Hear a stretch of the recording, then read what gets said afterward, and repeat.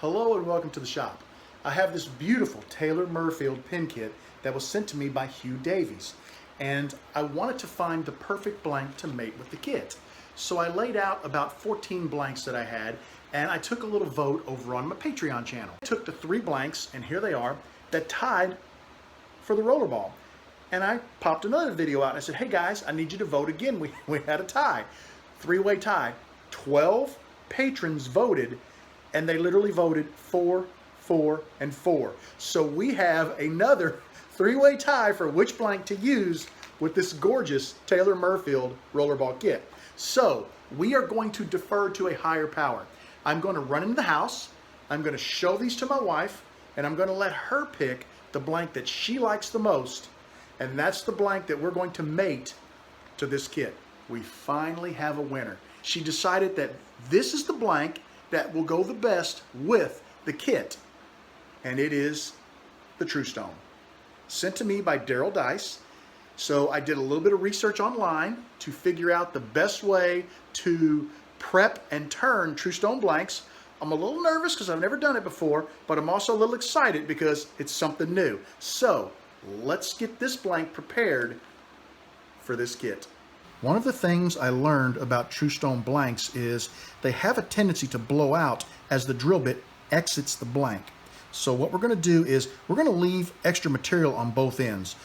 Actually, we're going to leave quite a bit of extra material. I know you might think, oh, that's wasteful. You could have used that blank for something else, but I would rather blow out down at this end of the blank and have this much meat left so that I can trim it off than I would to cut the blank tight like I would a normal blank, have a blowout, and not have a blank to use for this pin. So we're just going to go ahead and make a rough eyeball of the middle of the blank. I'm going to grab the body tube. We're going to lay it on here. It can lay right up next to the line, and you can see we've got plenty of material. We'll grab the cap blank. Once again, plenty of material. I'm going to go ahead and get this blank cut in half, and then we're going to get over to the drill press, and we're going to drill from the center to the end, and if we have any blowout at all, we've got plenty of material. We should be able to trim it up and keep this blank in play for the turning of our pin. The blank cut very nicely. We want to go ahead and find the center of both blanks.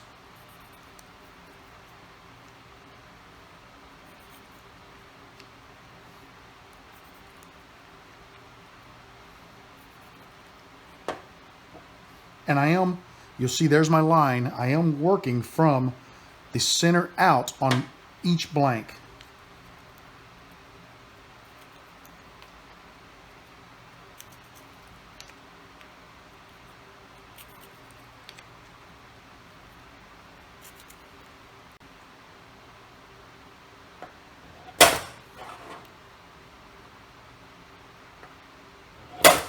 I'm ready to drill the body of the pin. I have chucked up a 25/64" bit. There is my center line. We've got our mark. All we need to do is line it up with the point on our brad bit. But one of the things I learned is you don't want heat with these blanks. You want to drill slowly, a little bit at a time, clearing the chips often, and occasionally stop and feel the bit. If it gets hot, walk away for a bit, let it cool, and then come back and finish turning. That's what's going to give us the most success with drilling this blank. I have found center. We're ready to drill.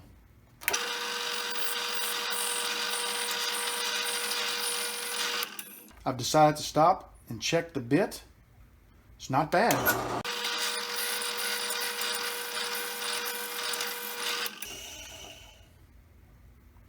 Okay, I'm feeling quite a bit of heat in that bit. I can touch it, but if I hold my fingers on there for a few seconds, it gets a little uncomfortable. So what we're going to do is I'm going to pause for a few minutes. I'm going to let this bit cool. I'll come back, we'll restart the camera and finish drilling. I've waited about 10 minutes and the bit feels cool to the touch. We're ready to continue drilling. One of the reasons why it builds up so much heat is Tru-Stone. It's actually made from a pulverized stone. And essentially when you buy the blank, it will tell you on the label what type of material the blank is. And it's normally about 85% of that pulverized material and about 15% of a bonding agent to hold it all together. and you need a really sharp bit and really sharp tools to be able to drill and turn Tru-Stone. I'm going to start it inside to make sure I don't want to hit the edge and tear a chunk out. So we're starting it inside of the blank, and we'll just continue the drilling process.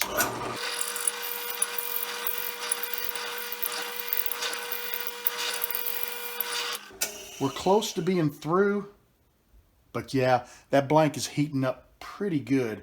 We're going to wait again a couple of minutes. We're going to let the blank cool, and then we'll finish drilling. The hope is we will not have a blowout at the bottom of the blank. Our blank is cooled.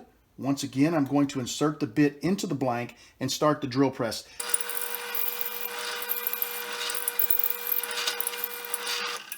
And look at that, we got super lucky, went right through the blank, no tear out on the body blank.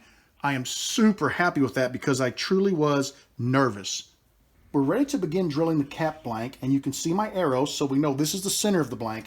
Also, you can see the mark where I found center. So we'll be drilling from center out. I've swapped out the drill bit with a 15/32 inch bit. That's the size needed for the cap. Also notice I've cleaned off my table. I've cleaned out my vise, and I've made sure there's no debris on the bottom of the vise. Now you want to do this because if there's debris on your table or on the bottom of your vise, let's say it causes your vise to be off just a tiny bit, you will not drill down the center of your blank. That can cause you to drill holes at an angle. So be sure to clean your table, level it, and be sure to clean the bottom of your vise. Now all we need to do is find our center hole with the point of our brad bit, which we just did, and we're ready to begin drilling. That side looks good, and that side is perfect. We maybe had a few tiny little chips, but it is awesome. We got super lucky with this blank. I grabbed the other blank, and I'm just going to clean the debris out of the center of them so that we can epoxy our tubes in and not have to worry about any dust or any debris causing the tube to be off center or not want to go into the blank cleanly. I used epoxy and the same method that I use for gluing tubes into wooden blanks, acrylic blanks, any other blanks that I produce here in my shop. The glue on the pin tubes has had plenty of time to dry. I've got a nice close fit on this end of the blank, and on this end of the blank there's quite a bit of excess material. So what we're going to do is we're going to try to, there we go, we're going to try just to take a section of the blank off on the bandsaw so that there's less that we have to worry about when we make it over to the belt sander. We don't want, or the disc sander, we don't want to have to sand away a bunch of material. So I'm just trying to eyeball that and give myself a line. And then we're just going to freehand both of these lines, get the excess material off of there. Then we can head over to the disc sander and square the blanks.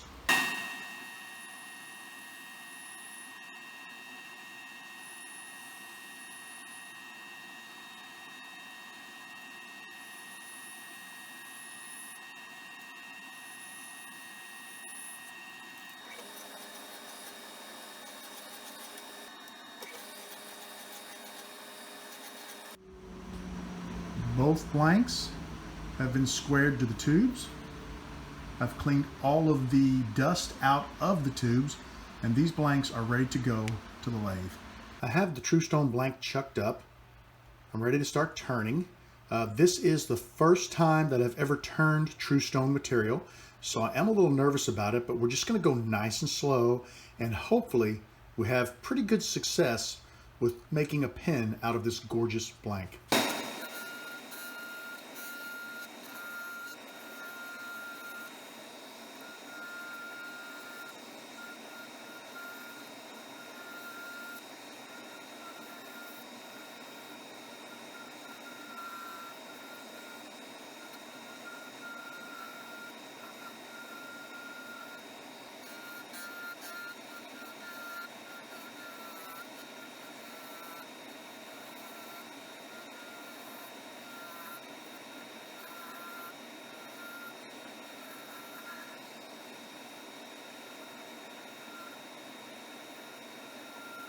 I just finished turning the blank.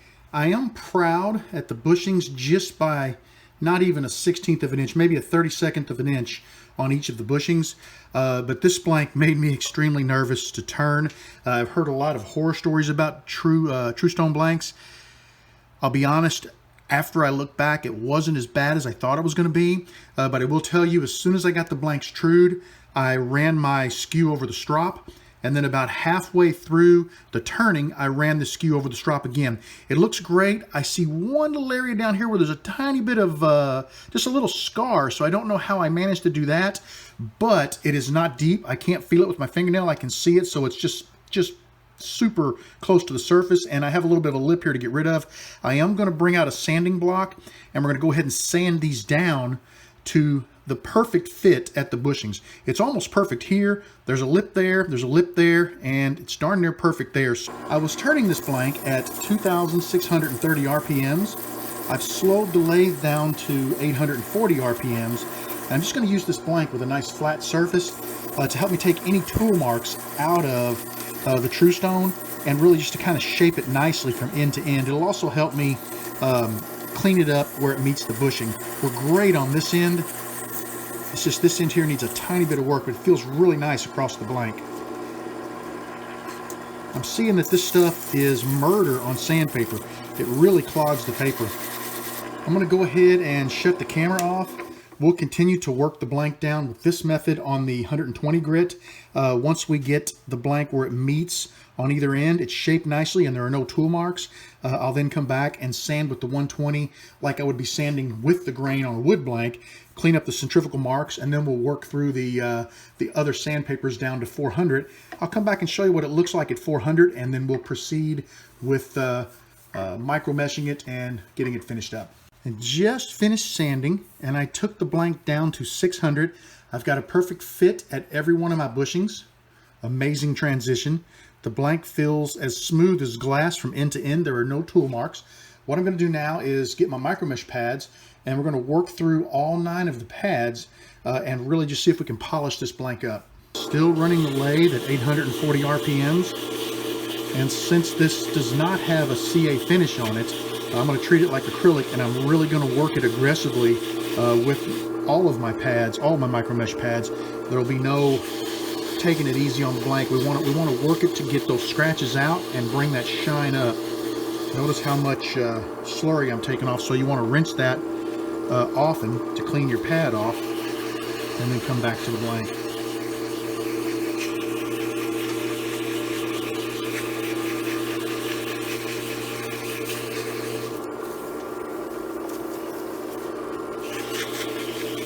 I'm still working the first pad. Like I said, the idea is to eliminate every conceivable scratch that could be on the surface of that blank.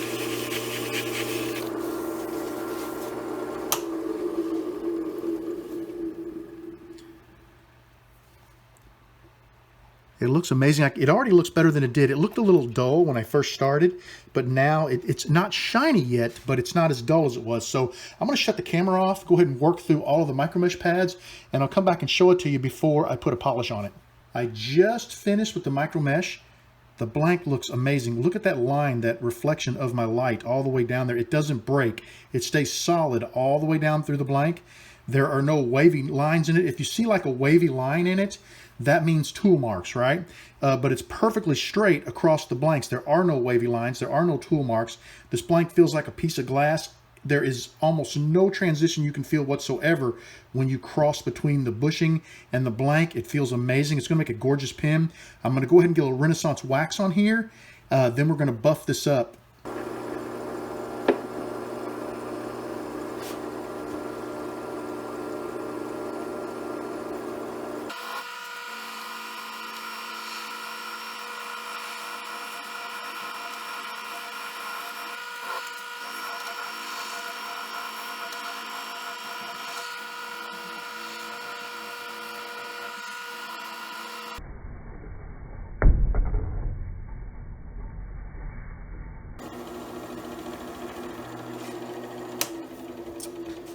I don't know if you guys saw that or not, but I actually let go of the blank for a second and it bumped into the knurl nut.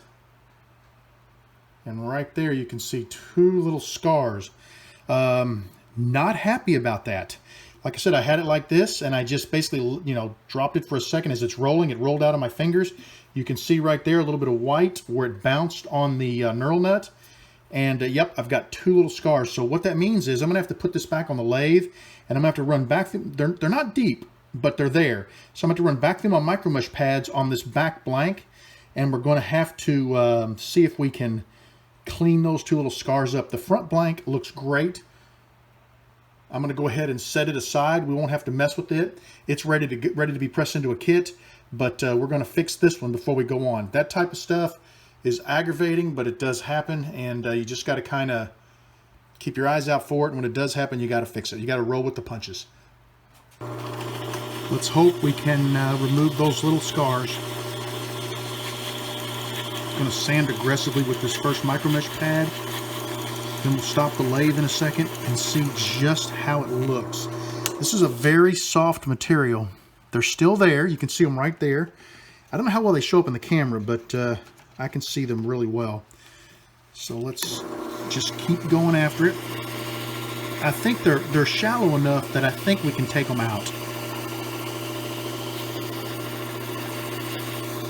I'm really pushing hard on that rough area where I know they're roughly the area where I know they're at. Okay, they're still there. They're very slight though. Getting more and more shallow. A little too much pressure. Stop the lathe.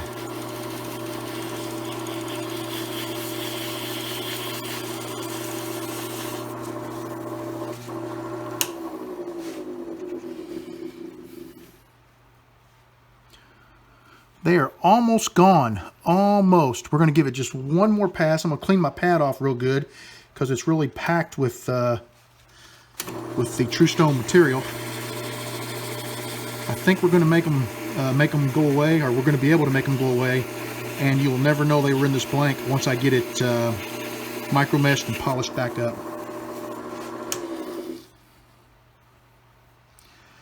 I mean, I know where to look so I can see them, but I'm going to go ahead and move on to the next pad, pad number 2, and just work our way through all of the pads, because I think by the time I get to the end, I won't even be able to locate them.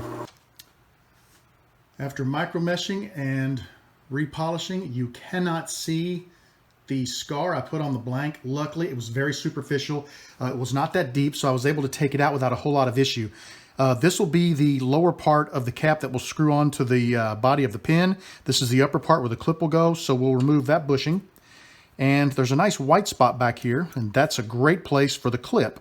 So I'm going to slide my clip and my cap on there. And we're going to make sure that there we go. Make sure that we get this lined up properly, and we're going to press it together. Okay, now we can remove that bushing. I'll bring this up and show it to you.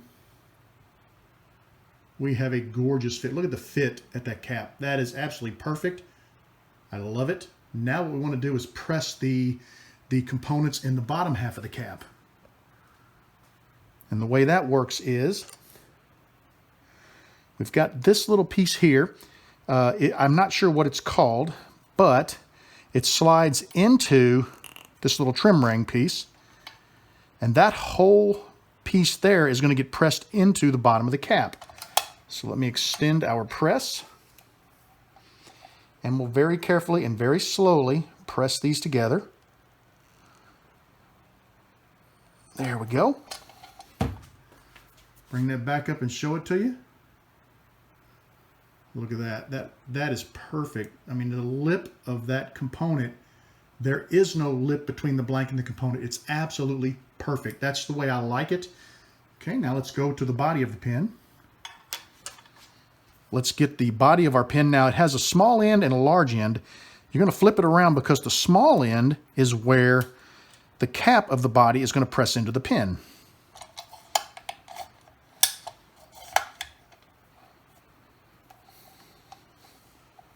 Once again, we're just going to very carefully press. There we go. Taking our time with that. Let's bring it up to the camera and show you guys. Look at that. That is a perfect fit. There is no lip there. That is gorgeous. Okay. Take the bushing out. We've got this front part here that's going to press into the pin. It's got the threads on it. Now what I want to do is I'm going to go ahead and put the nib in. And the reason why is I'd rather push against the nib than push against the threads, because if I damage the threads, then basically we have screwed that component up and I don't have a spare. So we will put the nib in like this. It looks like I need to shorten that up, that throw just a little bit. What I'm doing is kind of turning the pin a little bit to make sure that I don't put it in at an angle, so I'm just working it in nice and slowly. There we go. All right.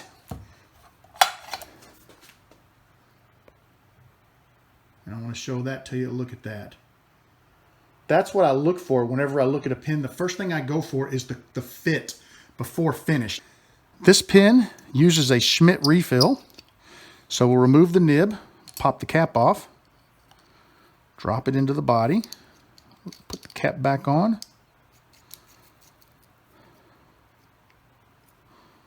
You know what? I am missing the spring. There's what I'm looking for. Now that made me a little bit nervous. Let me take this refill out of here. Okay, we'll put this into the body. Then we'll put the refill. Now, oh yeah, that's perfect. The cap can slide right on the pin. Bring it up for you to see it.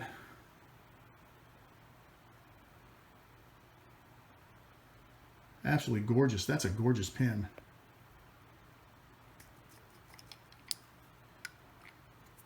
It can be posted. That is a beautiful pin.